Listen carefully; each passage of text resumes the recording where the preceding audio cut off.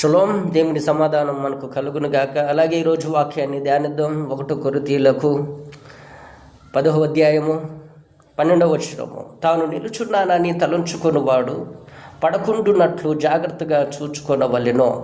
సాధారణముగా మనుషులకు కలుగు శోధన తప్ప మరి ఏదియూ మీకును సంభవింపలేదో. దేవుడు నమ్మదగినవాడు, మీరు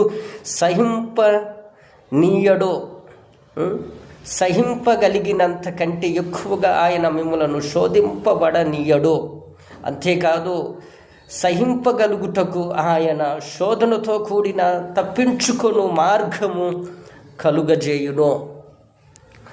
సాధారణంగా ఎప్పుడైనా మనం దేవునికి తప్పిపోతున్నాము అంటే అది ఎప్పుడయ్యా అంటే మనము శోధనలో పడిపోతున్నప్పుడు, లేదా కష్టాల గుండా వెళ్తున్నప్పుడు, బాధల గుండా వెళ్తున్నప్పుడు, దేవుని మీద విశ్వాసము పోగొట్టుకునే తత్వము మన మనసులో కలిగినది ఏదైనా ఉన్నదంటే మనకు కష్టము, బాధ, ఇబ్బంది, కుటుంబంలో నెమ్మది, శాంతి, సమాధానము లేనప్పుడు దేవునికి దూరమవుతుంటామో.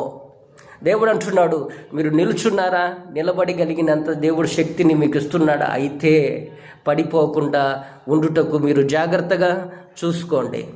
అలా చూసుకున్నట్లయితే మీరు ఎప్పుడు పడిపోతారో దానికి తగ్గట్టు దేవుడు దాని నుంచి తప్పించుకలిగే మార్గము కూడా దేవుడు చూపిస్తాడు.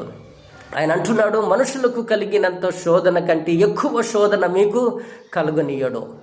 మీరు భరింపగలిగినంత శోధన తప్ప ఎక్కువగా మీకు కలిగింపలేను. దానివలన మీరు ఏదో అయిపోతుందని, ఏదో జరిగిపోతుందని, నా లైఫ్ ఇంతేనని, ఇంకా నేను బ్రతకలేనని, నాకు సావే మార్గమని, ఈ టెన్షన్, ఈ బాధ, ఇబ్బందులు నేను తట్టుకోలేనని చెప్పి ఒకవేళ నిన్ను నువ్వు హాని చేసుకున్నట్లయితే దేవుడు ఏమీ చేయలేడు. కానీ దేవుడు అంటున్నాడు, మనుషులకు సాధారణంగా ఏదైతే మీకు కలుగుతుందో అది తప్ప మీకు ఇంకా ఎక్కువ కలుగదు. అలాగనే వాటిని తప్పించుకునే మార్గం కూడా దేవుడు చూపిస్తాడంట.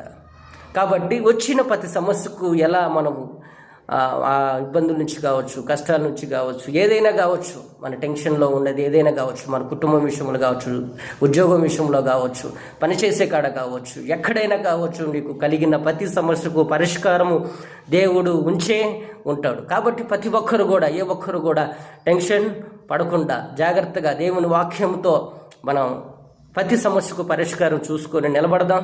దేవుని బిడ్డగా, దేవుని సాక్షిగా లోకంలో ఉన్నంత వరకు జీవిద్దాం. కాబట్టి వాక్యం వింటున్న ప్రతి ఒక్కరు కూడా ఆశీర్వదించబడాలని కోరుకుంటూ, షలోం, దేవునికి మహిమ కలుగునుగాక. ఆమేన్.